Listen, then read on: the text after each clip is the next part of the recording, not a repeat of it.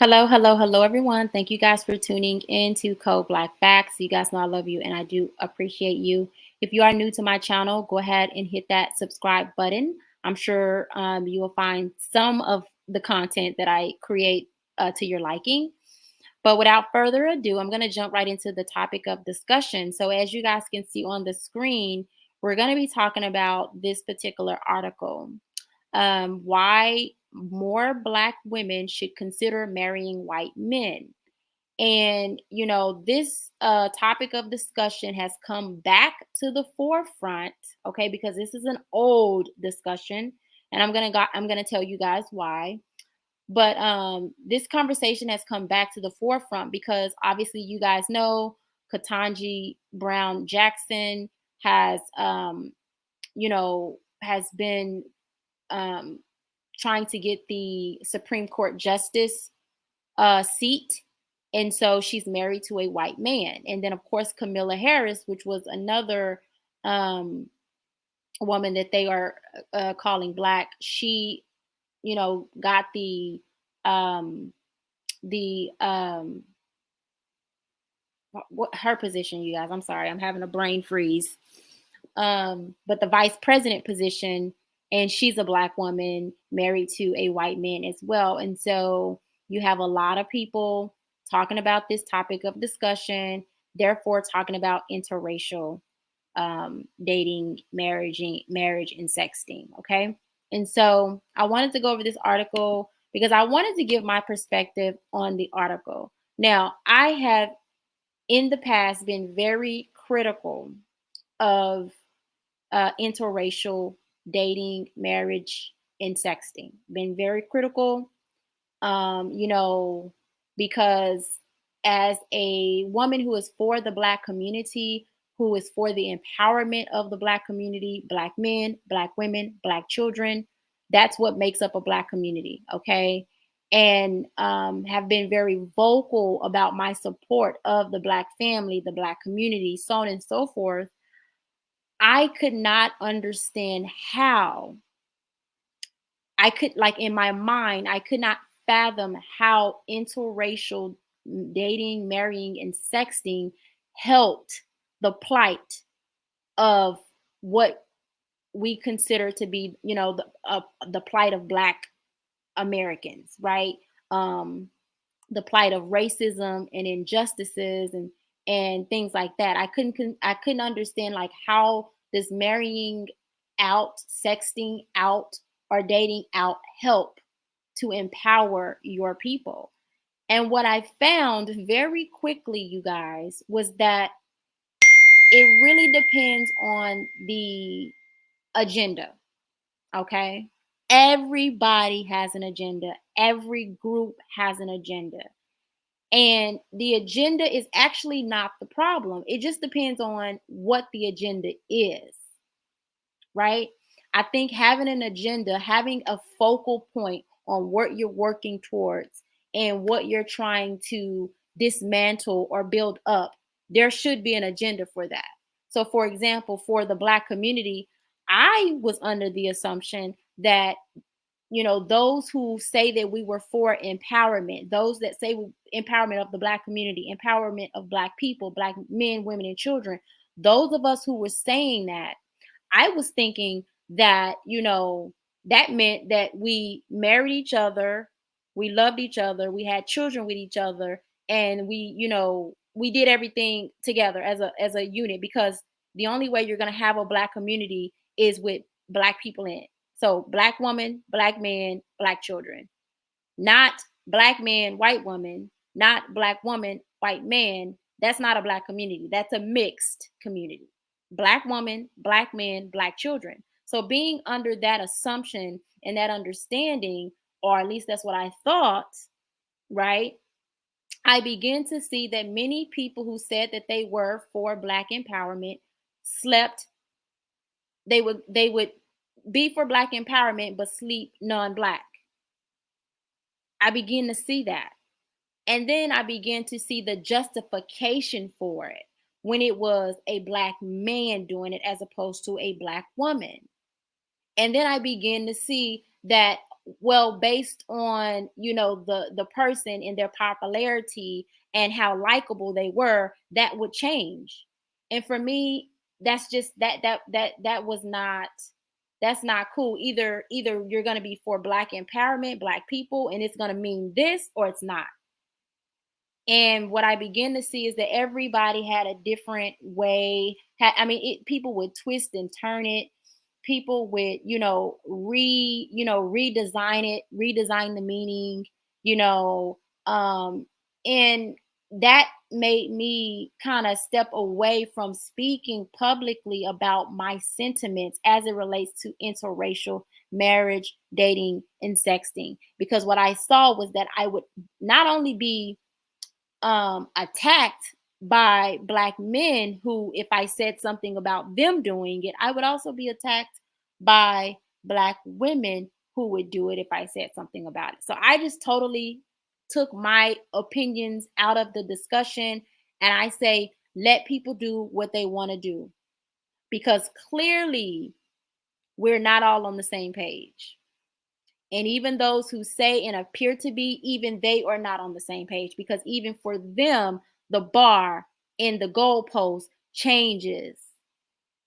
And what I began to realize is what Claude Anderson said, that the civil rights movement, what we later found out, in that moment during the 1960s and 70s, it appeared to be a movement that, was doing something great. We're getting rid of segregation. We're, black people are able to eat over here, and we're able to, go to school over here, and all of this. And what, as Dr. Claude Anderson put it, is that a lot of people was for, white access, sexual access. That's what it was for. It wasn't so much about, because what we did was that we threw away a lot of the black stuff. The black schools, they went out the window so that we could merge into the white schools. The black businesses, a lot of them went out the window so that we can merge. Black teachers, men and women, a lot of that, the numbers of that went down. The neighborhoods, things like that. And this is what they wanted. And so, but that's enough of that. I want to go ahead and just jump into this particular article. Um, so this article was written by a black man. So that was one of the first things that I asked myself. Give me a second, guys. I gotta, because it's funny when you get on and you start doing, I'm on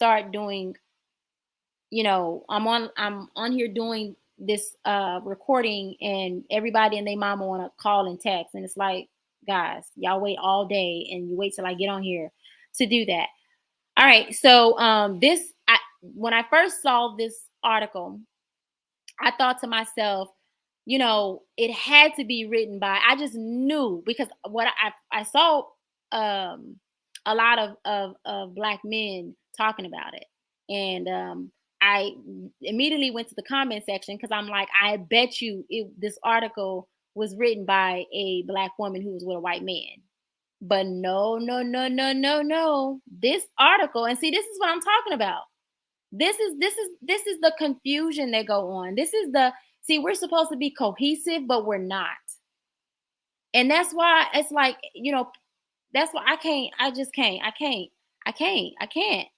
Not when it comes to interracial. I'm just not going to no longer lend my voice to this particular topic when, the bar is moved, the bar is set all over the place. People, it's so I no longer lend my voice to this topic, but I wanted to talk about this article. So, but anyways, it was written by a black man, Ralph Richard Banks. And let me show you this black man, you guys. This is Ralph Richard Banks. Okay, this is his book. He actually wrote a book on this about 10 years ago. And let me show you his wife. So let me show you his book. This is Ralph Richard Banks. Is marriage for white people. All right, that's his book. How the African American marriage decline affects everyone. This is the book that he wrote. This is a black man. All right. He also wrote this very same article that we're going to be looking at today, right? Now I thought, a black man writing this, maybe he's married to a white woman, right? No, no, no, no, no. I go to look up his wife, and this is his black, lovely, beautiful wife. This is his family. He's got a whole black family. That's his beautiful black wife. Let me show you actually a better picture of her, because I seen some better pictures. Okay, here's her. This is the most recent. Okay, so we can't say that, oh well, he is a bed bug, because if for him to be a bed bug, wouldn't he have to be married to a non-black woman and have a family and children with that non-black woman? So he's not a bed bug. So he didn't write this book because he was influenced by a non-black woman. He wrote this book because apparently, according to him, he looked up the research and he was able to find the research behind the book. Now, I am very funny about when they say research, because this is the thing. What people will do is they'll look up the research, but then when they present it or when they narrate the research, they present it and narrate it in a way where it appears to be one way or saying something that it's not actually saying. So what I've started doing is looking up the research myself. And it's really sad, because when you out here and you think that people are for the black community, black family, black men, women, and children, and they're saying these things, but then when they're presenting the research and stuff like that, or they're presenting what they say is facts, it's not really facts. They're presenting it one-sided. They're leaving out information. And so that's why I can't trust anybody, man, woman, it don't even matter. Most people, because a lot of people be mixing that stuff up. So let me give you some little insight on Richard Banks. He's a Stanford University faculty member.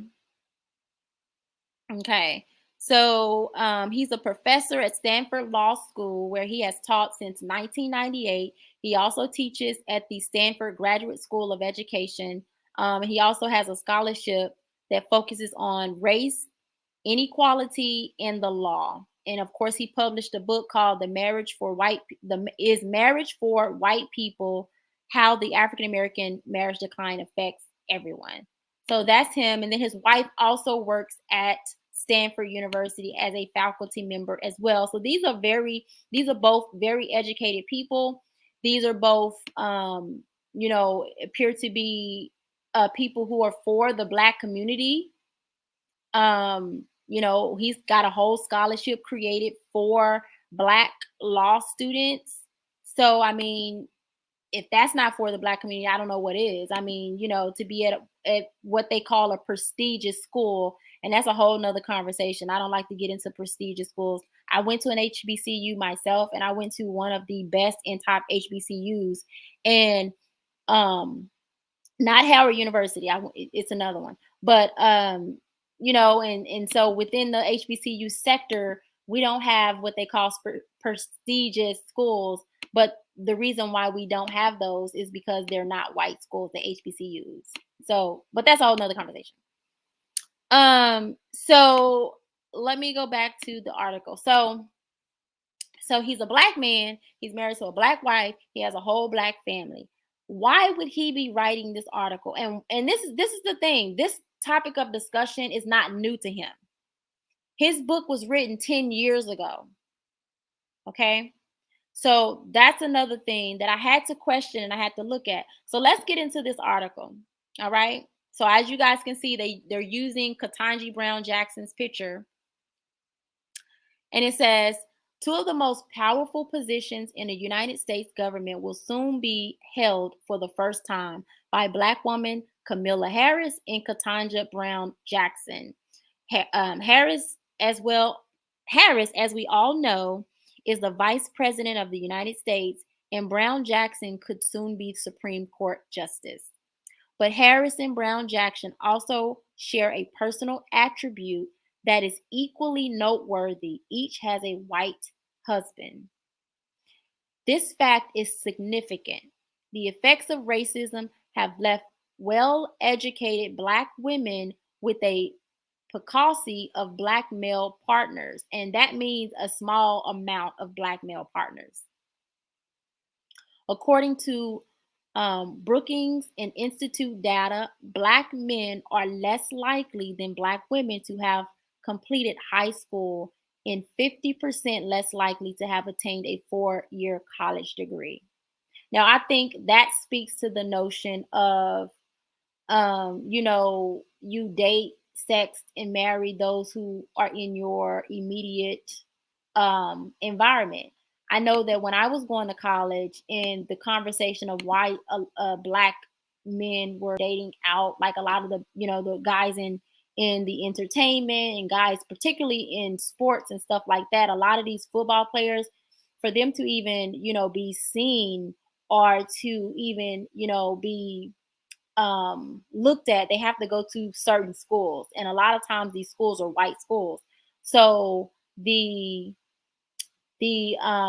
would always give the excuse that, oh well, they go to these white schools, so therefore they're in close proximity to non-Black women, a lot of them, and so they just kind of date, marry, and procreate with the women in their immediate environment. And at that particular time, me not really knowing and doing any research on it, I just accepted that as truth, and I believed it, because it made sense. It was somewhat logical. And then as I begin to, get older and grow more into my grown womanhood, and I begin to see that that was just not true, because myself, you know, um, I live in a city. I grew up in a city that was mostly white. It's only 13% Black. So going to an HBCU was like heaven. It's like, man, I get to be around all these Black people, you know? And of course, you know, that going to an HBCU is all Black people. Of course, you have some faculty members that were not Black, but for the most part, everybody's Black. The faculty members, the people who work in the lunchroom, in the cafeteria, the people who do the maintenance around the yard, the police department that's on campus. Like everybody's Black. Like everybody's Black. And so what I noticed within my own self was that I was intentional about who I dated. And just because I went to an HBCU, um, I wanted to go to an HBCU. I could have easily went to the white school right down the street here in my city, but I did not. I went to an HBCU because I wanted to be around my people. I wanted to have that experience. And that was me being intentional, right? And then, of course, when it came to dating, marrying, sexting, I was intentional about the group of men that I dated, married, and sex were all Black, right? So I'm like, well, if I can do that, surely Black men could do that if they were intentional. If you really was intentional and you wanted to date, marry, and sex a woman from your own race, you could easily do that, right? Because I mean, it's not like we don't know where Black people are. It's not like, you know what I'm saying? So it's like that's easy to do. Because if I could do it, so could anybody else, right? So I thought about that and I thought, let me give this some more thought, right?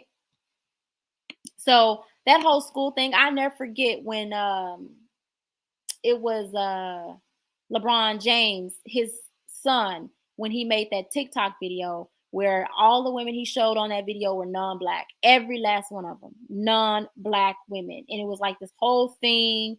And people were talking about, why doesn't he have any women on there that look like his mother? And everybody gave the excuse, oh, well, he doesn't go to Black schools. And, oh, he's around all these non-Black women who, are attractive. So why wouldn't he, just date with the women who are in his immediate environment? Oh, he's only a teenager. So yeah, why would he? And it's like, okay, yeah, that's cool, but as even as a teenager, you have TikTok, you have all the social media. You can still be intentional about dating a black woman if you wanted to, because we live in a day and age where most people meet online nowadays. Most people date from meeting somebody online, especially his generation, because he's in a much younger generation. So it's like that excuse doesn't fly anymore, right? So let's keep reading. It says, where did I start? It says, okay, the effects of racism have left a well-educated black woman with capacity of black male partners. According to Brookings Institute data, black men are less likely than black women to have completed high school and 50% less likely to have attained a 4-year college degree. Yet, despite the shortage of suitable black partners, black women have also been the least likely of any minority group to marry outside of their race, according to the data from the Pew Research Center. Rather than partner with men of other races, many heterosexual black women either don't marry or marry black men with whom they are not especially well matched. And this mismatch relationships contribute to African Americans having the highest divorce rate of any racial group. You guys already know that. It says, in fact, black women are the only demographic to have a higher divorce rate than marriage rate. A bit more than a decade ago, I published a book, Is Marriage for White People, that examined the decline in marriage across American society and especially among African Americans, and focused in particular on the predicament of Black women. The book raises the possibility that Black women like Harrison Brown Jackson would do well to open themselves to partnering with men who are not Black. After all, Black men appear to have no problem marrying. The same Pew Research, Black men appear to have no problem marrying out. This is very true. I personally know every Black man that I personally know have married, sexed, and dated outside of their race. Every last one of them. There are some that says, okay, well, I will only sex outside of my race, but I won't marry outside. And that has been true for them. But every last one of them have sex, married, and dated outside of their race. And without any issue. And they don't feel anything about it, right? Um, and I notice with Black women, it's always a like they're afraid to do that. I notice. Now again, personally, I have not dated, married, or sex outside of my race, but I do know that Black women, many Black women, are open to that in 2022, and that is something that is being talked about a lot more, and that there's a different generation of women that they just come from a different generation, like you know growing up, that was something that you know like my dad, he didn't like that. He made it very clear that I was to not bring a non-Black man home. He made that very clear. Now my brother, on the other hand, he could care less, but me, he did not want me to bring a non-Black man home. And he told me that. And that was the understanding. So I never did. But again, I come from, a different generation. The younger kids, teenagers now, they're into that. They don't care. When I go to TikTok, all I see on TikTok is all these young teenage Black boys that are like, they into it. And they're into it so much so to where they straight up saying that they don't date Black women, like straight up. At least in my, the guys that I came up with, they would be like, oh, well, I date everybody. But you got guys that are like straight up, I don't date everybody. I don't. I only date certain women and it ain't black women. And they are loud and vocal about this on TikTok. I mean, hell, there was a video not too long ago that went viral of nothing but black men sitting at the table with white women talking about more light skinned kids. And it's like, who does that? And then on the flip side of that, you have more black women who are very vocal about dating out and very supportive and encouraging of that as well. So we just living in a different time and a different generation. I mean, hell, even in the LGBTQ, there's this whole thing about dating out and stuff like that. So it's just everywhere. And like I said earlier, I no longer, talk about this particular topic like I used to because nobody cares. And everybody has their own agenda, their own agenda for what they want to do or for what they think will better their situation or their life. And nobody cares to uphold, you know, or to gatekeep any of it. So if the majority of people don't care, then I say to hell with it. Do what you want to do, and that's just what it is. Because I'm not gonna keep putting myself out there, getting the brunt of being attacked for my opinions because I'm in the mindset of, oh, the black community, the black family, so on and so forth. And then you got people changing what that means all over the place, you know.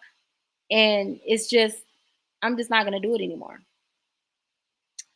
All right, so it says, my book generated considerable controversy and exposed fissures within Black America. Fissures means like a split within Black America.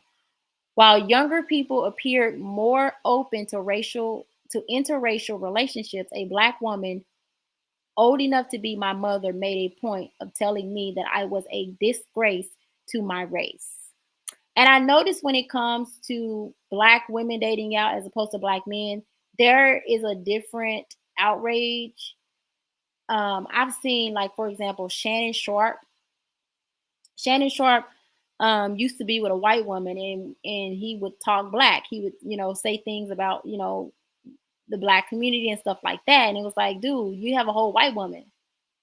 And then the thing was, oh, well, the difference is because, like, when a Black man has a non-Black woman, then the Black woman takes on his mindset. That's what they would say. But then when you look at reality of that, it just wasn't true. It did not add up because a lot of times these men would like be like way invested in the mindset of like the white men and like engraving or ingratiating themselves into like non-Black society, right? And that they would only speak on certain issues but not all issues pertaining to Black people, right? And that they were very careful to not offend that from those that their wife um that the group that their wife come from. I noticed that. Let's take Jeannie Mai and Jeezy, right? Jeannie Mai is an Asian woman, and growing up, I saw Jeezy. Jeezy really never really had anything to say about the Black community.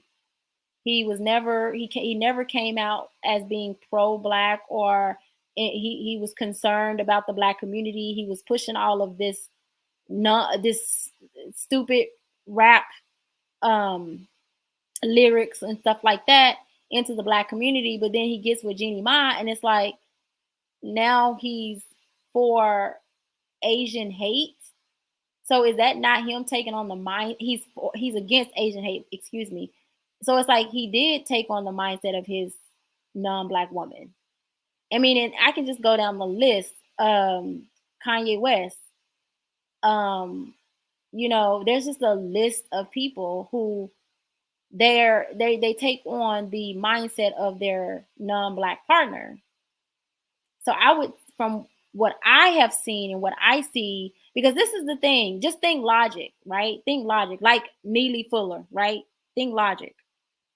In order for a Black person to truly ingratiate themselves into non-black society, the dominant society. In order for that person to truly do that, you cannot think black. You can't, because that is a direct conflict. Because if you are really for black empowerment, the black family, so on and so forth, then that means that on pretty much every topic, when um when you got black men, women, and children out here being killed, gunned down, and you stay quiet, but then when the Asian hate conversation comes up for discussion, now you're so vocal. That makes no sense. So when I started seeing that, I'm like, it don't smell right. It don't smell right. It don't smell right. And that's when I realized that everybody has an agenda. You can't listen to everybody that say they are for black people, the black community, because they may be for them sometimes, part time, but not all the time. All right, so let's keep going. It says that was a message that not all black men wanted to hear. At one of my book, okay, so let me start over. While some black women were made uncomfortable by the book and the way it put them in the spotlight, many others embraced this message of empowerment. That was a message that not all black men wanted to hear. At one of my book talks in Washington, D.C., I worried a fight would break out between a young black woman who asserted her right to choose whatever type of man she wanted, and an older black man who condemned such sentiments as betrayal to the race. I see a lot of that. The outrage for black women who date out compared to the outrage for black men who date out is completely different. It is. And if we're going to be honest, we just got to be honest about that. All right. Other critics, including some black women, contended that white racism precluded black women from finding non black partners.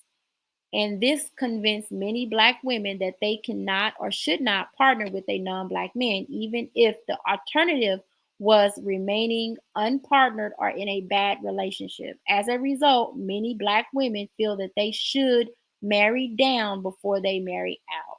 And that's very, very sad, because I don't think under no circumstances should a woman, I don't care what race she is, marry down. It is not beneficial to her and is not beneficial to her children. And we live in a world where people do things because it's beneficial. Corporations move and make decisions because it's beneficial. People who make money, people who make business, who make major business moves, people who are making billions, they are making billions. They're making these major business moves because they do things that are beneficial to them and or their company. A lot of groups out here, non-black groups, white people, Asian people, Arab people, Latinas, they make moves that are beneficial to their specific group. Black people, we are the only group that do not do this. We always want to be open to everybody. We want to include everybody. And I get it, we were socialized to be that way. But when it comes to your personal life, so I'm not talking about group, because as a group, black people, as a group, we are open to everybody. We are non-inclusive. And while every other group is, we're not. But if you're going to be making personal decisions that could affect your way of life personally, okay, we're not talking about the group anymore. We're talking about personally. You need to make the decisions that are beneficial to you. That's in education, that's in business, that's in finance, that's in political, that's in every situation. You move because it's beneficial to you. Because if you wait on the black community, you will be waiting. How long have we been waiting for racism to stop and go away? How long have we been waiting for the injustices that we see every day on every level go away, on the education level with our children, on the political level, on the financial level, on the wealth gap level, on the housing level, on every level, every turn? We have been waiting and waiting and waiting. And this is not to say that we just sit back and do nothing. No, we still need to all, as a group, I think, in my personal opinion, we still need to all, you know, um, put forth what we can. Everybody, that may mean something different for everybody. But when it comes to your personal life, your personal way of life, I encourage people to do what is best for you and your family. And I stand by that and I stand on that. Okay? Because that's what everybody else is doing. And we are socialized to not do that. We are socialized to just stick ourselves out there for the community.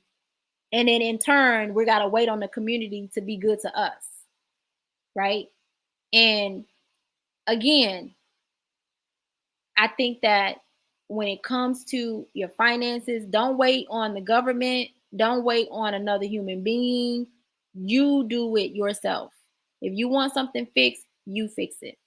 If Black men want their image and how they're seen in the community and how they're seen abroad to be better, that's something that they need to handle and fix. They are the men, by the way. Black women, same with us. We can't look to Black men to fix our image. We can't look to, anybody else, right? Now, we should be looking to our Black men for support. Absolutely. But even still, that's even shaky because of the state of the Black community right now, the state of the Black man and the Black woman, and us trying to come together and do stuff together. It's just not there, not like it used to be. And there's a whole bunch of factors that play into that I'm not going to get into in this particular video. But at the state that we're in right now, do what you can for the Black community, but you also need to be doing what you can for yourself. Put you first. And in putting you first, you ain't got to throw nobody under the bus. You ain't got to, and I see this happening a lot with the Black community. You got groups of people throwing the women under the bus, or throwing the men under the bus, or throwing Black children under the bus, or throwing, all of these different things under the bus. And it's like, you ain't got to do that. Just go do you. You want to marry out, you want to date out, you want to sex out, go do that. But don't throw a whole community, a group of people under the bus to do that. So on that note, that's all I have. Did I finish reading this? Oh, true race can provide a bias of compatibility, but race itself cannot solely sustain a relationship, and there are many bases of compatibility other than race. Black women's increased rate of interracial marriage from a mere 3% in 1980 to 12% in 2017, according to the Pew Research Center, also reflects their increasing autonomy to choose partners that best serve them. They should not have to apologize or feel guilty for doing so. It says there has been little discussion in the media or culture about the white partners of predominant Black women like Harris or Brown Jackson, and I hope this reflects the increasing social acceptance of such unions. If so, then Black women will be able to enjoy the relationship freedom they deserve. And that, like I said, this was written by a Black man by the name of Ralph Richard Banks. All right. This is him, and he wrote a whole book about this 10 years ago. So I thought this would be a good thing to jump into and talk about. I hope you guys enjoyed this broadcast. And until next time, we will talk soon. Bye.